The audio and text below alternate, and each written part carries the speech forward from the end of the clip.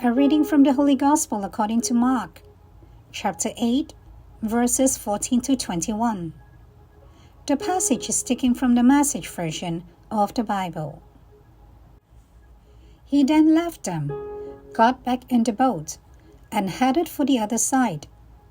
But the disciples forgot to pack a lunch. Except for a single loaf of bread, there wasn't a crumb in the boat. Jesus warned, "Be very careful. Keep a sharp eye out for the contaminating yeast of Pharisees and the followers of Herod." Meanwhile, the disciples were finding fault with each other because they had forgotten to bring bread.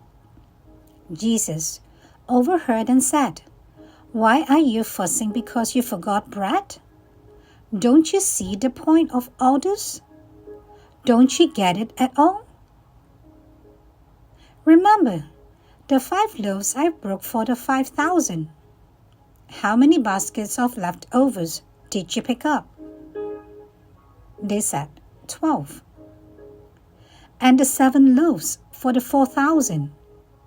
How many bags full of leftovers did you get?" 7, he said. "Do you still not get it?" The Gospel of the Lord. Let us now listen to a short reflection on the Holy Gospel according to St. Mark, chapter 8, verses 14 to 21. The life-giving bread on board. Today's Gospel opens with a curious note from St. Mark.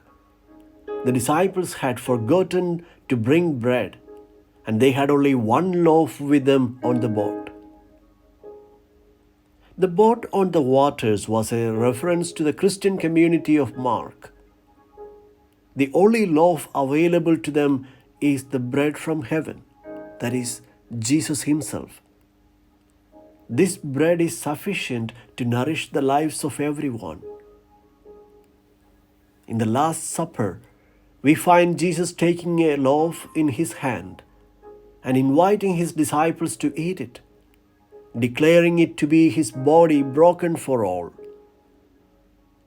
In Jesus' mind, the Eucharist would be a celebration of the all-inclusive vision of God, of God's universal offer for forgiveness and of life to the full.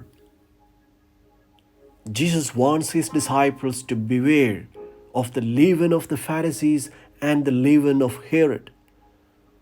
Leaven is understood as an agent of manipulation that multiplies disharmony in the community. The Pharisees and religious leaders of the time are portrayed as hypocrites and power-mongers. There was always a religious leader opposing Jesus' miracles and teachings. They were jealous of the extraordinary powers and popularity that Jesus was gaining. Jealousy, hypocrisy, and all evil tendencies work like leaven to contaminate society. Herod had no tolerance for criticisms and wanted political security at all costs.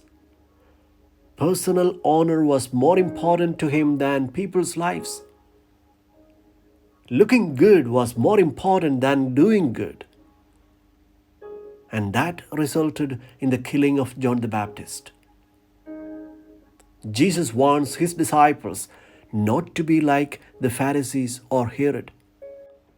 Let us not argue among ourselves over our petty concerns, but be united around the life-giving bread on board.